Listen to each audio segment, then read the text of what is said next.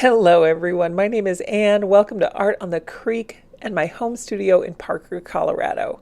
It is springtime and we've got lots of baby animals going around. Now this particular picture of this adorable baby duck was taken from Unsplash. So it's a reference-free photo, and you can certainly, download that, trace that, get it all set up on your watercolor paper, and then paint along with me. The paints that I'm using today are Sennelier.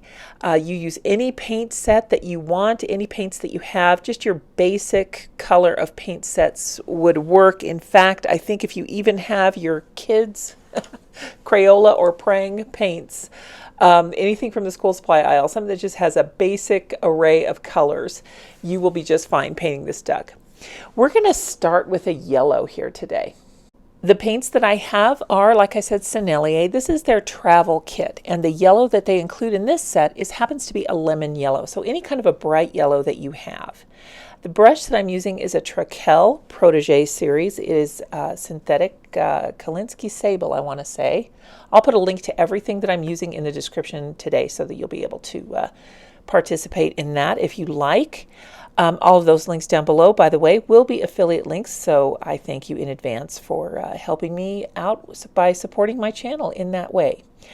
I'm just going in here with the Sennelier Orange and a little bit of the Burnt Sienna, just trying to get some different warm tones in this duck. And all of the other colors that I'm putting on over the yellow, this technique is called wet in wet.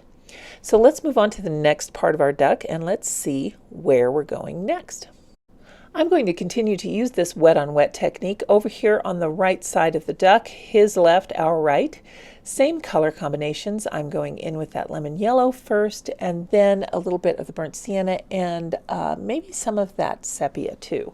Just trying to get a good gradient of browns and yellows, lots of nice warm tones in there. And then I'm going to concentrate the darkest pigment along the edge on the right here so that I can push that wing and body further back. One good thing to notice while you're watching me do this demonstration, and if you're painting along, is every time you drop wet pigment into a surface that's already wet, so any kind of wet on wet, you'll see what I'm doing is I'm taking my brush and I'm kind of agitating that pigment, pulling it around. I kind of want to direct how those pigments mix on the paper. They will flow naturally a little bit, but I want to indicate where they need to go first. So that's a little bit of a way that you can kind of control your watercolor. Now I've gone in with a very large thirsty brush. This is a 3/4 inch oval wash, and it is by Silver Black Velvet. Anything you have that has can pick up a good amount of liquid. Just get clear water on it, and we're going to drop some of that water into the body of the duck that we've already painted, so keep your eyes on that transformation. And I'm also going to take the clear water and go around the edge of the duck, because what I've decided would be really great, I didn't quite know how I was going to approach this when I very first started, but then I realized, instead of pulling out those feathers and making with a brush and making it look maybe like the duck is kind of spiky, I really want it to look soft. So let's go ahead and paint water all around the duck and let that water cross over our borderline on the drawing. So that way, whenever we place our paint down, the water will emerge beyond our drawn line and it will give the duck a wonderful soft appearance.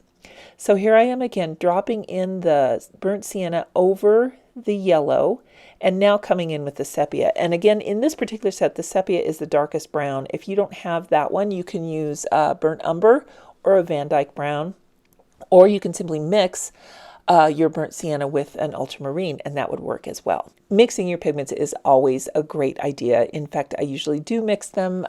This particular duck, I kind of wanted to use the browns in this set because I hadn't played with this set for a while, and I was trying to refamiliarize myself with some of the Sennelier paints. Typically, I will mix my burnt sienna and ultramarine to make a brown, a dark blue, or a gray. It's just a great range of pigments, and that's like my go-to mix for most things, to be honest. So now let's continue on with this paint. Now, the paper that I'm using, I can't remember if I've mentioned it yet. I'm using 100% cotton watercolor paper. These droplets that emerge when you're dropping in the water on the paint, It works really, really well on cotton paper, but it will also work beautifully for you on a wood pulp paper. You might just need to put in a little bit less water at first just to kind of see how those droplets are going to go. But in this way, with a cotton paper, we can really have some nice soft edges, especially around the duck. I really wanted to keep that water just flowing. I was just kind of thinking, this duck is going to be wet. I'm going to have him splashing in the water.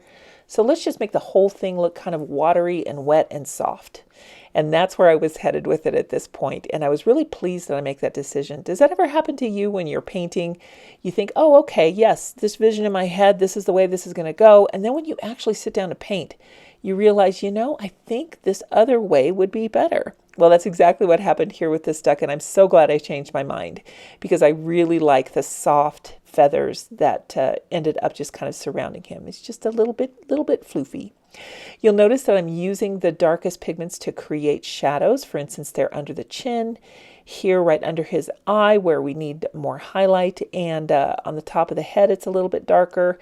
All of the places that you want things to be a little bit darker, they're going to recede. Anything that you have brighter or highlighted, it's going to come forward. So think of the planes of the face, the planes of the animal. This animal in reality, of course, is three-dimensional. But we need to convey that dimensionality on the paper. So how are we going to do that? Well, it's with shadows. Shadows are your best friend whenever you're working with art. Any kind of highlights and shadows. That's really what will give the elements in your piece light and life, and it will really bring things to the forefront or send them to the back. So whatever message you want to convey, remember, you're the one that has control over those shadows and light, and don't be afraid to experiment because once you really do, you'll get to know your paints better, you'll get to know your style and techniques better. Everything you paint is practice. Now that we've used that big, thick, thirsty brush to really spread water all over around the duck, now we can give him a nice puddle to play in. I have just dipped into the ultramarine and a little bit of the phthalo blue, kind of mixing them around because one is a warm blue, the ultramarine is, and then the phthalo blue is a kind of a cool blue. So I'm just kind of forcing some drops here in this wet surface and just trying to splash this paint down a little bit, really just letting this watercolor just kind of be random. I've guided the drops, the splashes a little bit on the left because I kind of wanted them to be dripping off of his heel there. And then I've got some action coming up off to the right because I'm just imagining in my head that he just put his foot down and he just made a big old splash. A little ducky cannonball. Now let's go back to a smaller brush and we can work on the beak. Now, when you do this, you might want to make sure that the area around the face and the body is dry enough for you to do this, or you can just go in and paint extremely carefully and try not to get this to bleed into the yellow. So what I'm doing is I'm kind of concentrating most of the pigment, and this is Payne's Gray, where the darkest areas of the beak are. And then I will go in with a wet brush and simply provide that pigment with a pathway to travel on. So what that will do is it will keep the bulk of the pigment where I laid it down, but then it will have a place to travel and it will be lighter in value when it travels.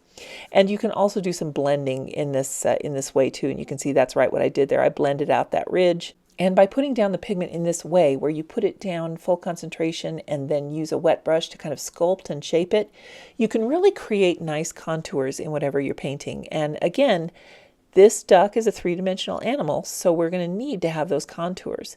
Now, if you go in with a wet brush and don't have any paint on it at all and just kind of make a swipe across some damp paint, you can lift off, like right there on the bridge of his beak, how we did that on the bridge of his nose. That will help to give a very subtle highlight, and it really creates a nice soft element in your art. For the eye, you're going to want to make sure, again, that that area around the eye is already dry because we don't want this Payne's Gray that we're using to seep out into the duck's feathers. Use a very small brush, go ahead and paint in the eye, and try and remember to leave space for a highlight. But if you don't worry about it. We can add that in later. Next step is to thoroughly dry your painting. Now that that painting is thoroughly dry, we can go in and add some feather texture. So what I'm doing here is I'm taking my round paintbrush and I'm kind of pressing it down into that palette pan and then spinning it around to get those filaments to splay out What that will do is it will enable you to use each individual filament hair there to create very fine lines representing the duck's feathers. So I'm just going to do this in a few places. I'm not going to do it all over the duck. I'm definitely going to do it here on the top of his head, and I'm sorry my hand is in the way because I kind of have to hold the brush straight up and down to do this. But I'm using a darker version. This is a little bit of Payne's Gray mixed in with the sepia in order to create these darker feathers. So really what I'm doing is I'm just kind of making the darker shadow parts of the feathers. If you look at this duck, you can see that the black part of his feathers, the darker part, is a little bit in shadow, and then the lighter part of the feathers are coming forward. So really, without even thinking of it, that's exactly what you're painting just by doing this simple technique. And I'm just using very short, couldn't talk there, very short, simple strokes. And I'm continuing to twirl that brush around to get those filaments to splay out. And you might ask yourself, well, where on the duck should we do this? How should we make this look okay without making it look like we're making a striped duck? Well, I decided to go on the top of his head, a little bit around his face, and some of these feathers on his belly. We will do some on the wings, but not a lot. So let's skip ahead to the end of this process, and then you can see where all I added these feathers. There we go. Now I think he's got a cute amount of feathers. And I'm just taking the same brush. This time I didn't splay out the filament. I just left everything together. I'm using the very tip of the brush to really add some finer detail to the beak, including the nostril and the jawline here. And now it's time to think about the feet. I've gone into that brown mix that I have there in my palette in that upper right well that you can see just below the paints.